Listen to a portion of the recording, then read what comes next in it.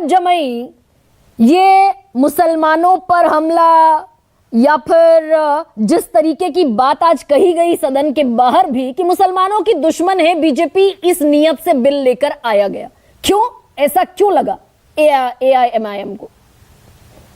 देखिए, आज संसद के अंदर हमारे राष्ट्रीय अध्यक्ष बैरिस्टर साहब ने, ओवैसी साहब ने जो आवाज उठाई है वो इस बुनियाद पर यह है कि सरकार के जो रवैये हैं वो लगातार एंटी मुस्लिम और संस्थागत तरीके से मुसलमानों को कमजोर करने के लिए है। अब मैं ये इसमें कुछ एग्जाम्पल्स रखता हूं कि सरकार ने कई जगह पे जो आर्मी की जो जमीनें थी अयोध्या के अंदर, उसको अंबानी और अडानी को दिया, पतंजलि को दिया।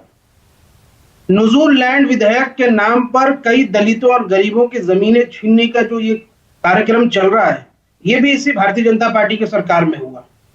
वक्फ बोर्ड के अंदर जो हमारे राष्ट्रीय अध्यक्ष ने ये बात उठाई कि जो मथुरा और काशी का जो मामला है, जिन वक्फ बाय यूजर के बुनियाद पर वो मस्जिदें इस वक्त सुरक्षित है, आप वो राहें हमवार कर रहे हैं ताकि उन मस्जिदों को आसानी से मुसलमानों से छीना जा सके।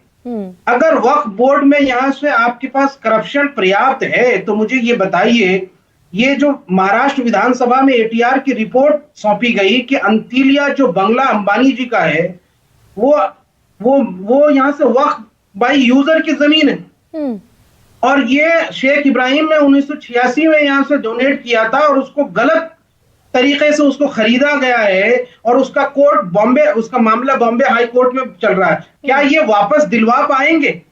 इसी तरीके से कई जगह जो है कॉरपोरेटर हाउसेस ने जो है वो वक्फ की जमीनों को हड़प रखा है। दिल्ली के अंदर 600 से ज्यादा प्रॉपर्टी ऐसीज हैं। अब अगर आप यहां से उसमें कलेक्टर को अधिकार दे देते हैं तो फिर वो 9 मेंबर कमिटी क्या करेगी?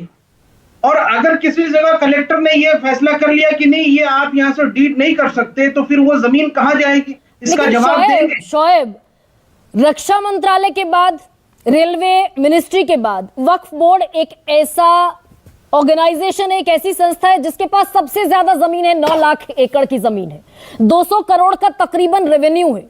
ये रेवेन्यू कहां खर्च होता है, ये मुसलमानों के वेलफेयर में खर्च होता भी है या नहीं होता है, ये सिर्फ वक्फ बोर्ड को जानने का अधिकार है या बाकी लोगों को भी जानने का अधिकार होना चाहिए?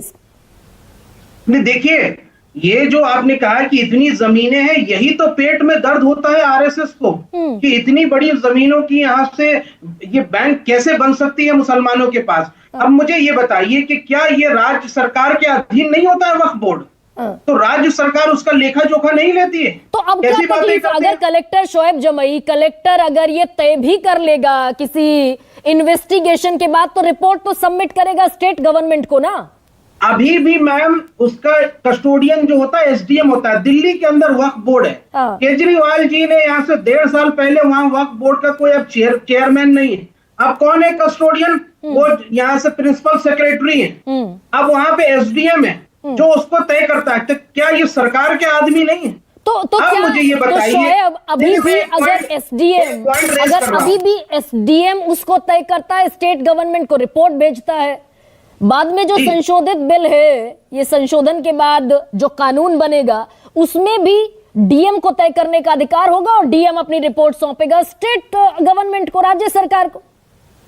मामला इसका नहीं है, 40 संशोधन है। मुझे ये बताइए कि ये जो 2 नॉन मुस्लिम मेंबर रखना आपने अनिवार्य किया है, क्या हिंदू एंडोनमेंट बोर्ड में 2 मुस्लिम मेंबर रखना अनिवार्य करेंगे? गुरुद्वारा सिख प्रबंधन कमेटी, सारी धर्मों के अलग अलग जो है प्रबंधन कमेटी है, जैसे बोर्ड है जो वहां की मंदिरों की जमीन की रख रखाव करता है, उसकी मैंडेटरी आप करेंगे यहां से? नहीं, यहाँ पर गोलपोस्ट थोड़ा शोएब गोलपोस्ट थोड़ा चेंज हुआ। ये जो नॉन मुस्लिम की एंट्री है इस पर भी आऊंगी, लेकिन यानी कि SDM और DM तो पहले भी उनका दखल होता था, संशोधन के बाद भी दखल होगा, तो ये दखल नहीं हो गया ना। 9 मेंबर कमेटी होती थी जिसमें 1/3 बहुमत होना चाहिए, वोटिंग का अधिकार होनी चाहिए किसी भी उस प्रॉपर्टी के डिस्पोजल या उसको आगे ये करने के लिए। इसी को तो खत्म किया गया है मैम। जो 1/3 जो अधिकार था उसको खत्म किया गया। वोटिंग का एक सोल पावर किसी कलेक्टर को दिया गया। अब ये बताइए कि अगर कलेक्टर आरएसएस से प्रभावित आदमी है, जैसा यहाँ से उत्तर प्रदेश में हमने कई जगह देखा, तब तो आप जमीनें खा जाएंगे, अंबानी अडानी को दे देंगे। नहीं तो हाईकोर्ट में अपील करने का अधिकार भी है शोएब जमई। अरे तो आप क्या चाहते हैं कि देश का मुसलमान हर अपनी जमीनों के लिए यहाँ से कोर्ट में जाकर के लाइन लगाए, लंबे 30-30 साल मुकदमे लड़े और उसके बाद उसको यहाँ से उसकी जमीन का हक प्राप्त हो? ये ट्राइब्यूनल इसलिए तो बनाया गया था कि फास्ट ट्रैक तौर पर इसमें एसडीएम भी शामिल होता है, उसके कस्टोडियन भी शामिल होते हैं, ताकि इसका निपटारा हो। अब जो आप कर रहे हैं, देश का मुसलमान अपनी जमीनों के लिए भटकता फिरेगा क्या? लेकिन पॉइंट ये भी है कि जिन जमीनों पर वक्फ बोर्ड का मालिकाना हक है वो लोग भटकते फिरेंगे क्या? बहुत सारे मुकदमे हैं अटके हुए, शोएब उस पर आऊंगी। दानिश